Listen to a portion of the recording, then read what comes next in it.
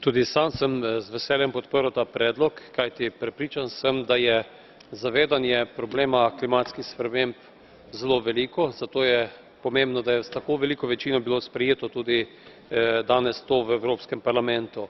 Evropa je gonilna sila na tem področju, hkrati pa smo pokazali in dokazali, da je na področju zelenih delovnih mest cela vrsta priložnosti tudi za evropska delovna mesta. Veseli me tudi to, da v zadnjem času sledijo tem strmenjem tudi ostale velike onesnaževalke in to, kar je bilo še nekaj let nemogoče pričakovati, da bi Kitajska na primer veliko vlagala v obnovljive vire, v zmanjšanje izpustov toplogrednih plinov, je danes resničnost. Verjamem, da bo na pariškem srečanju konec leta tem usmeritvam Evrope sledilo tudi še cela vrsta drugih svetovnih velikih gospodarstev.